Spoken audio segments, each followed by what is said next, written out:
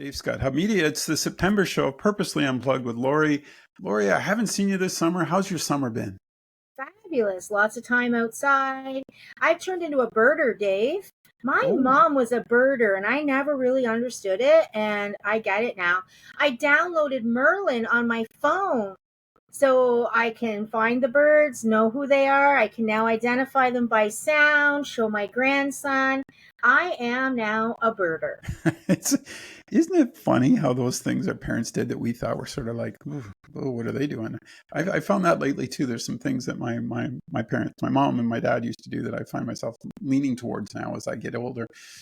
And it kind of scares me a little bit, but I think birding's a good hobby to get into, and it's lots of fun, like you said.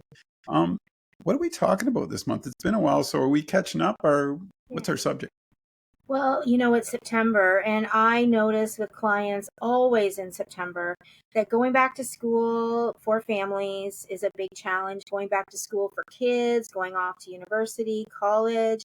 I think every September we've talked about this, and I think we should talk about it again. That, September is just one of these times, to just stop, breathe, refocus.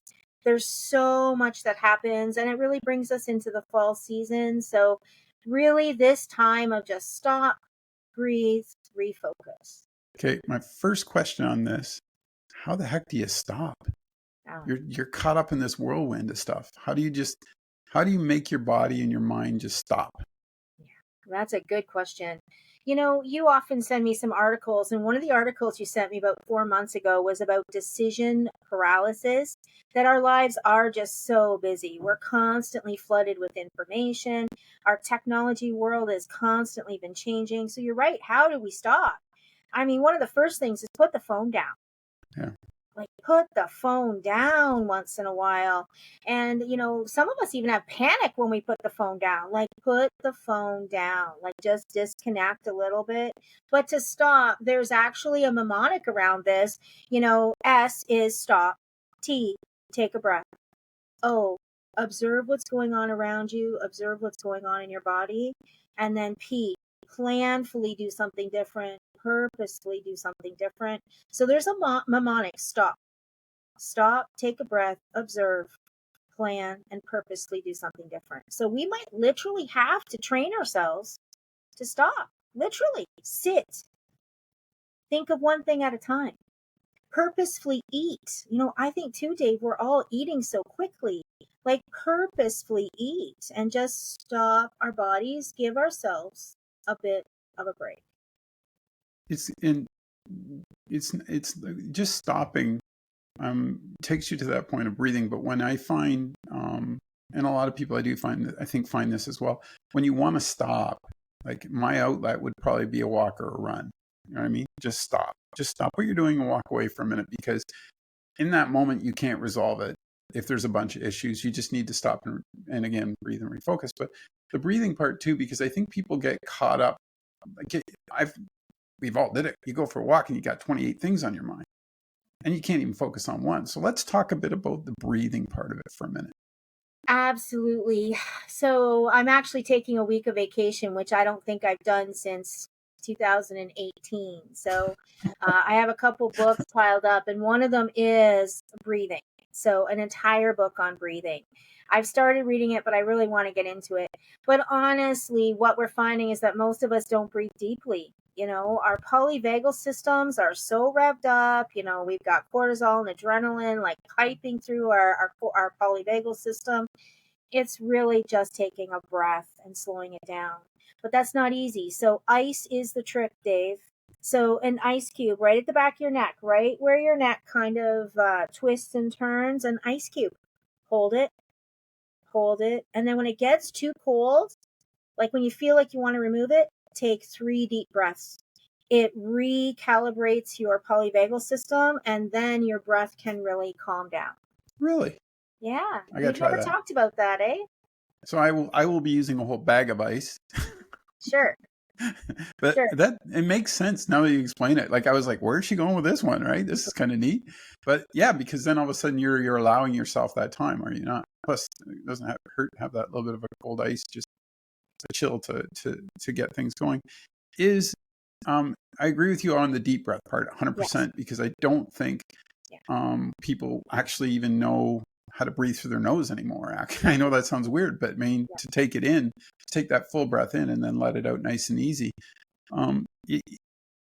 Is it that simple though? Do you think it's like stop, breathe? I mean, those two aspects, I think if you could even get those two down, you're on your way, because then all of a sudden it allows, like you said, the recalibration with just that. The refocus part, do we get caught up? So do we go down rabbit holes? Like, let's say we got a problem and we're like, oh, this could spiral into this, this, this, and this, where we need to step back. Maybe when we're refocusing, do we just address one small aspect of that situation that we can control? Well, that's an interesting way to even ask the question, because control might be at the root of that. That's a whole nother session, Dave. What do you mean? So by refocus, there's something I often do with clients, and it's 3 questions. How long have I already thought about it? In the next 5 minutes, am I going to come up with another solution? And what does my body really need? So it's a cognitive approach. I mean, I work from lots of different focus, Dave, but how long have I already thought about it? In the next 5 minutes, can I really come up with another option? And what does my body really need? I want to throw something in and then see if this fits into this. I had a situation just the other day where a situation arose that I didn't see coming out of the blue. And I got to be honest with you, my first thought was, oh, poop, right? And then my second thought was, oh, this is an opportunity.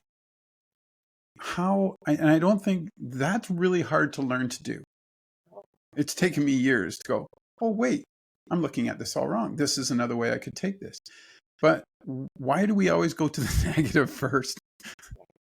Well, our brains are trained that way. And, we've always been talking about family of origin too. I mean, sometimes we just absorb these things from those around us, whoever they might be. But society also, we just think that way. And it's just our brain does that easier. So that thought is whenever one negative thought comes up, replace it with 3 pieces of gratitude. So that's different. So gratitude really helps us ground. But in all honesty, it's a natural automatic thought. And part of that is just stopping, like you said, and thinking, what are the alternatives? What are the other alternatives? And when you say see an opportunity, you're right. Sometimes our greatest opportunities come out of the biggest misfortunes in our life. Right. I teach at Conestoga, and one of the courses I get a wonderful lecture around resilience. And that idea that sometimes out of the worst situations come the greatest opportunity. So resilience is a big part of this too. And you're right, maybe as we get older, we can be more resilient and kind of see that. But maybe it's another life transition that happens for you. Maybe there's a death in the family. Maybe it's the birth of a child. I mean, there's so many situations in life where we get this opportunity to stop and refocus. And I appreciate that you said, see the opportunity, not just the misfortune. It's interesting too, because I think, and I want to add to this because I think this plays into stop, breathe, refocus, but I think it's a sidebar and we'll probably do another show on it. I know you're going to tell me this, because the peer pressure that people take from their community, from their family, from folks around them, sometimes helps, sometimes does not help make those decisions when you want to stop, breathe, and refocus. And we put that peer pressure on ourselves. When you're into that situation and you want to breathe and you want to stop, or you want to stop, you want to breathe, and you want to refocus, how do you step aside from those issues? Can you?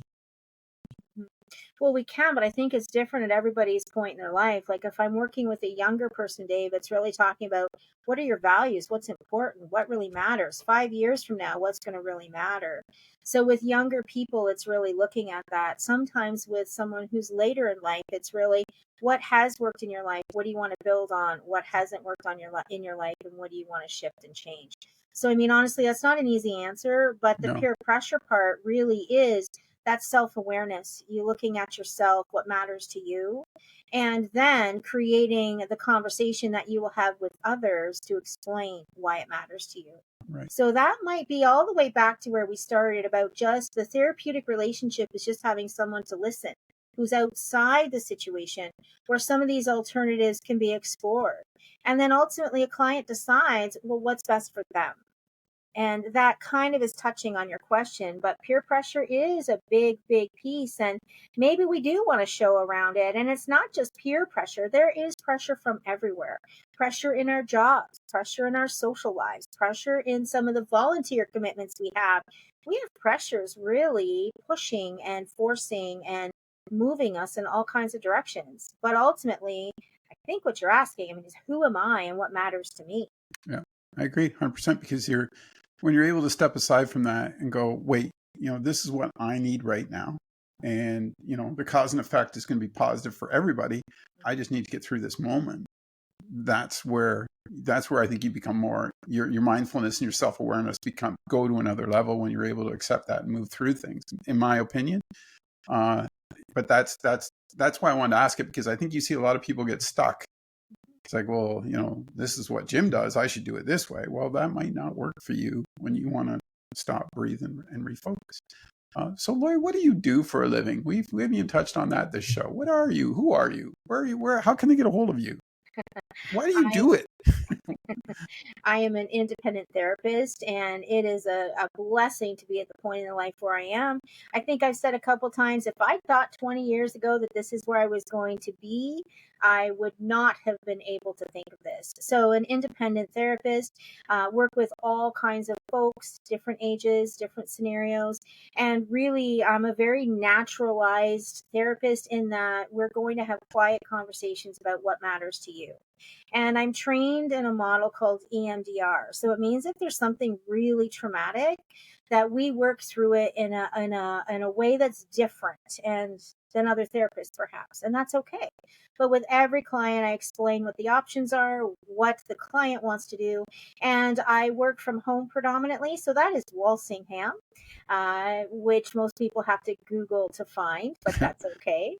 And the best way to reach me is cell. It's definitely the best way, 226-934-7425.